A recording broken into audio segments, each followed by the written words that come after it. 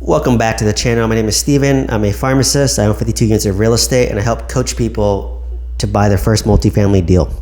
So today I want to talk about how my happiness has changed as I climbed up the W-2 corporate ladder, as I've scaled from 0 to 52 units of real estate, and how I've gone from a negative 250K net worth to a $6.2 million net worth. And the quick answer is, honestly, my happiness hasn't really changed, right? And that may sound surprising to a lot of people, but for me, let's talk about my W-2. When I first got my first W-2 job, I actually got fired from that job. So when I got my second W-2 job, I was actually very grateful for that opportunity, but it only felt good for like a week at most, right? And then after the week, you kind of get used to it. You kind of take it for granted. And then when I got my second job, my third job, I actually felt very grateful because they paid me like $15 more an hour, which is like a $30,000 raise. And I felt grateful for that for another week or so. And even at my current job, where I got like an $80,000 raise from my last job to my current job. And I remember when I heard the offer, my knees got weak and I literally had to catch myself because my knees just lost its strength because I was so shocked. And then I remember, but after a week or so, I feel the same. And even now today, I'm like, God damn, the job is more stressful. You get paid more, but it's more stress and there's bureaucracy and politics and all this fun stuff. So for me, I'm just like, wow, I look back and I'm like, a year ago, I was so happy to get this job. But fast forward today, I'm like, God, I'm some days burnt out. Some days I don't like the job. That's just the highs and lows of a W-2 job, right? Some days you love it. Some days you hate it. Some days you love it. Some days you hate it. And every day it varies. Every week it varies. And so for me, honestly, I only felt good for a day or two, right? Even when I got fired, I felt shitty for 2 weeks. When I got my job, I felt happy for a week, right? Just to show context. So when something bad happens to me or you, you remember it longer than you did the good things that happened to you, right? Like you said, literally when I got fired, I still remember it to this day, right? And it hit me for 2 weeks or when I got laid off, I remember I was depressed for 2 weeks, but when I got a job, I'm just I feel okay for I feel happy for maybe a day, at most a week, right? And this is why they talk about the gold medalists. When you win the gold medal, people get depressed after that because the high wasn't as high as they thought it was. All the effort they put in, all the sacrifice they put in just to get the gold medal, they thought it'd feel better. They thought it'd make them feel happier, but it doesn't, right? That's why a lot of people get depressed. Like Michael Phelps, he won so many gold medals in Beijing, most decorated Olympian, and he suffered from depression, right? Because he's like, oh, this is it? Now what am I chasing? What's my purpose? So achieving success doesn't equate to happiness. It just distracts you from your demons or your depression or your anxiety or your stress, right? That's all it is, right? And I'm guilty of it too, right? So like I said, literally when every job I got, I felt exactly the same. My first pharmacist job, I felt I got fired, felt shitty for 2 weeks, got my next job, felt good for a week, got my next job, felt good for a week, got my first director job, felt good for a week, moved to SoCal, got my highest paying job, I felt good for a week, so it's whatever, right? You feel good for a week or two, then you go back to your baseline. When you get fired, it kind of hits you for 2 weeks, but then, or laid off, it hits you for 2 weeks, but you still lingers. You have that saltiness inside of you, right? It just never goes away. Because it's so traumatic of an experience. I hope no one goes through that experience, right? But if you do and you want to learn from my experience, I have my two best videos are me getting laid off and me getting fired, ironically. So now let's go into real estate. So literally when I bought my first deal in Livermore, California, that I house hacked, I remember I put $85,000 down and I had $5,000 in my bank account. And I remember I felt so happy when my offer got accepted. But then after I wired the money to escrow, I looked at my bank account. I was like, oh shit, I only have $5,000. My mortgage is $4,000 all in, right? So I was just I was stressed out. And I remember feeling really stressed out. I was like, how do I buy furniture? Fortunately, my mom helped me buy some furniture. And there's all these other expenses. And I was desperate to rent out my rooms to tenants to get, $1,000 a month so that it helped offset my income and I could save money again. And I remember I was living really frugal. I wouldn't eat out anymore. I wouldn't go out. I just would stay there, live as frugally as possible. I'd cook myself. I started learning how to cook, right? It was just funny, going through that experience. And then I remember I felt unhappy. And then after that, once I bought my second, third, fourth house, I felt exactly the same. Like I remember I felt when I bought my San Francisco house, which was second, I bought it, felt good for a day, then business as usual. My third house, bought it, business as usual. I remember like literally when I bought my first out-of-state property in Huntsville, Alabama, I was standing in a taco truck line in front of my apartment and I was ordering my burrito. And like after I ordered my burrito, I was just waiting there for my burrito with Christine. And I remember I signed the contract to submit my offer for like $260K. And then they literally, the builder signed it back immediately. And I was like, oh, I got a house under contract. Amazing. It's that easy buying new construction, right? You literally just sign the contract, submit it over, and that's it, right? Like that's as simple as it is. Like that's why I love buying new construction. There's no bidding war. First come, first serve. You like the property, you like the lot, you submit an offer, they accept it, move on. You can't really negotiate price, right? Maybe you can negotiate some like flex credit. You can negotiate closing cost coverage. You can negotiate some upgrades. You can negotiate appliances, blinds. You can negotiate little things here and there. But the price stays the same. So I remember when I got that, I was just like literally like, I told Christine like as I was waiting, oh yeah, I just got a new house. I bought it for $260. It's gonna rent for $2,000. It's gonna cash flow $500, $600 a month. I was like, yeah, that's it. And then I went to eat my burrito like a normal day, right? And I remember when I bought my first house in Orange County, when I moved here, the realtor, she wasn't used to working with investors, but I remember I bought it and then she was like, oh, you don't seem that happy. Like you kind of seem the same. And I was like, yeah, this is like my third, fourth property. Like, I'm just an investor. As long as the numbers make sense, purchase price wise, as long as I can rent it out to cover all my expenses, I'm happy, right? She was like, oh, okay, that's interesting, right? So, and I remember I felt exactly the same. And then even when I got my first apartment, I remember I submitted my offer at night. It was like 3 hours ahead in Oklahoma, and I woke up and the seller, he signed my contract, and I remember woke up next to Christine. I was like, oh hey, my contract got accepted. Let's celebrate. So I took her to like Newport Fashion Island in Newport Beach, bought her a Gucci wallet, bought her a necklace to celebrate, because I promised her if I closed on my first apartment, I would buy her something to celebrate instead of buying myself something. So I kept my word. I remember I felt good for like a week, like, yeah, I feel so good. And then, I bought my mobile home park like 3 months after that. Didn't feel any happier. I bought my 20 unit like in April of 2022, which was like maybe 6 months after that. Didn't feel any happier. Actually got very unhappy when I bought my mobile home park. It wasn't running well. It was too high crime, bad property management, couldn't collect rents. Property managers were incompetent. The property managers couldn't collect rents. They couldn't evict tenants because of COVID. The offsite property managers they just like gave me a lot of lip service. Like they just talked well, but they didn't do any action. Their actions did not align with their words. So that's why I always say actions speak louder than words. They just spoke a bunch of bullshit, but their actions didn't back it up, right? So that's kind of that. And like I said, like honestly, like my happiness stayed the same. Actually, I was very unhappy at one point for all 2023. When my mobile home park was losing $10,000 a month, I was stressed, I was depressed, I was anxious. Actually, my quality life went down during that window, right? I was actually lower than baseline for that whole year. But now I'm like back to baseline, a little bit happier now.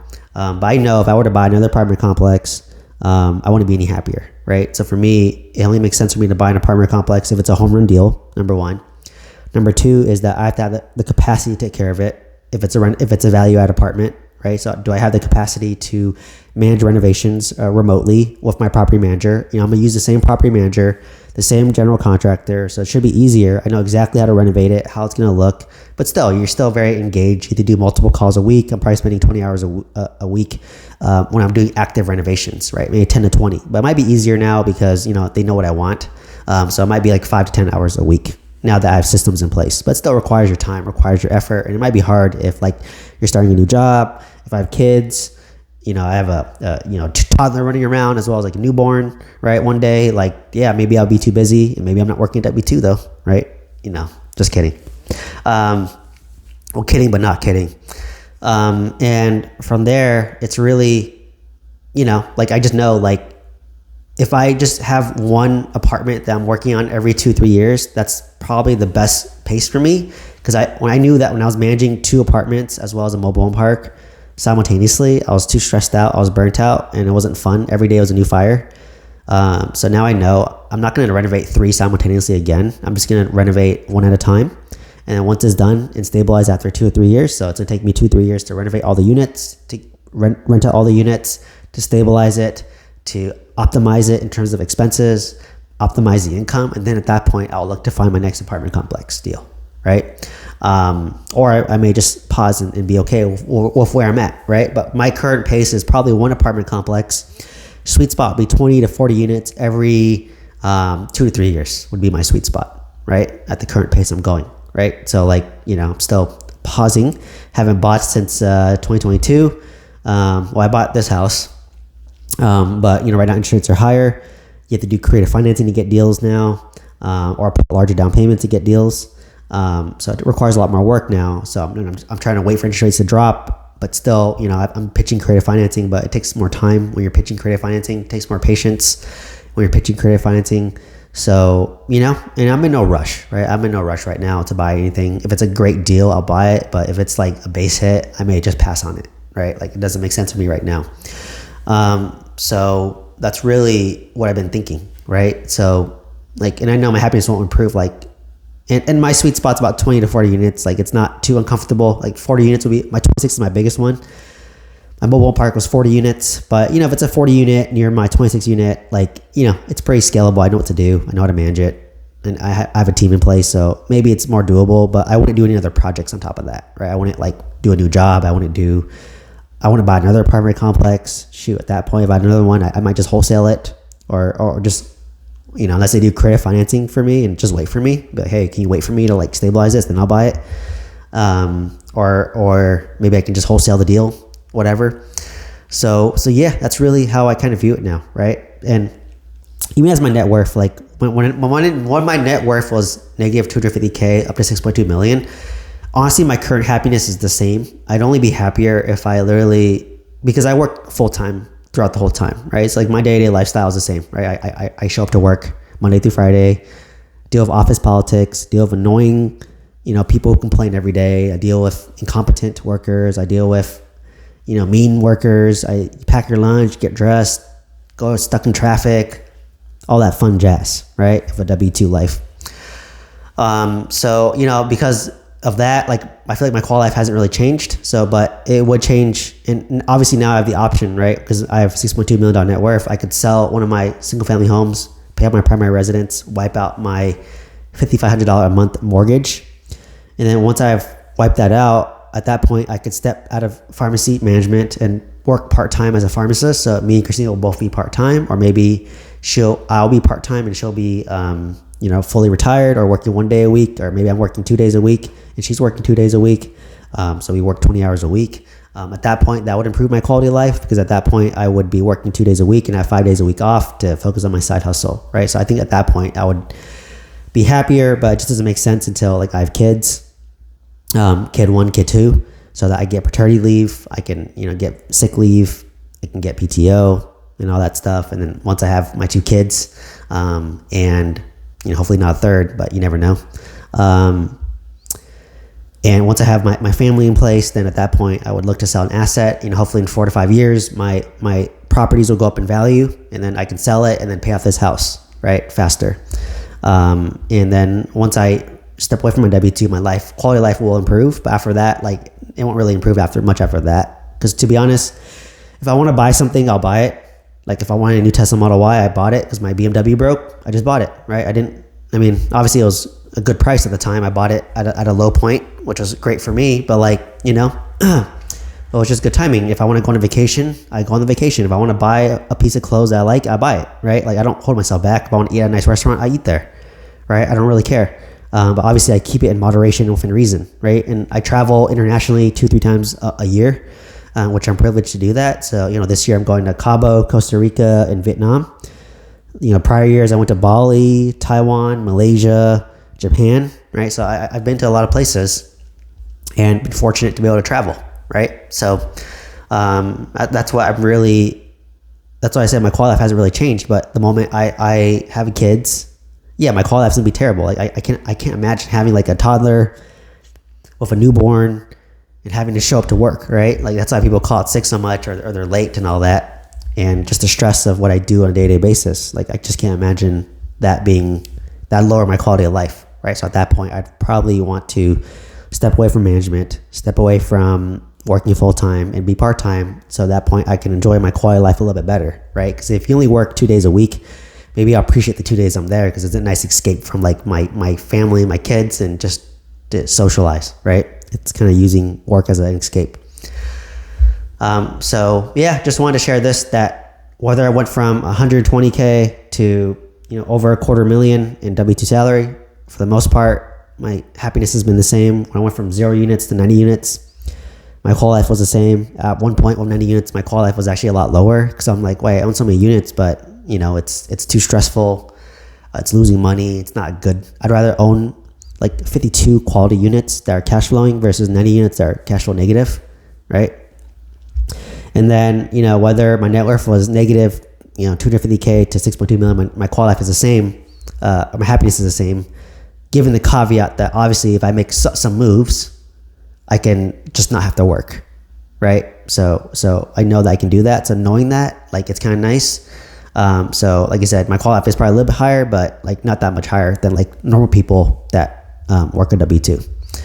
So anyways, hopefully you got some insight from this video. Just really want to share that like my happiness hasn't really changed no matter what milestones I've achieved, no matter what net worth I've built, no matter how much passive income I've built, no matter how much my W-2 pays me. So it's kind of show that you really got to enjoy the journey. You got to enjoy the day-to-day grind. You got to enjoy the process, as cliche as that sounds, and really just, live for today and live for tomorrow, right? Like, don't YOLO stuff like into like dumb stuff, right? Like doing risky startups and risky gambling investments, right? Like day trading stocks and, putting everything all into like Dogecoin or whatever. So yeah, that's really what it is. It's just enjoy the process, enjoy the journey. And then eventually, one day you'll achieve more happiness. But like, I'll just tell you, I'm worth 6 million now. If I'm worth 10 million, 20 million, 50 million, 100 million, I'll probably feel exactly the same, right? Maybe if I'm worth more, I'll just have a bigger paid off house. But then if you have a bigger house, that comes with additional stress of having to clean that house, right? Now I have to pay a maid, and that comes with the stress of courting the maid, right? So like, just choose your level of stress, right? Like choose your level of stress and choose your level of privilege of stress, right? So anyways, if you want to learn how to buy multifamily real estate with some guidance, some mentorship, one-on-one coaching, check out the link down below. Otherwise, let me know what questions or comments you have. I do offer a weekly free multifamily bootcamp that I live stream onto my YouTube channel once a week. So if you're interested, let me know. I can add you onto the live panel. But if you want to see it in, being streamed, then you want to ask questions in the chat, I answer those questions as well. But otherwise, please like, comment, subscribe. Hope to see you in the next one. Thank you so much.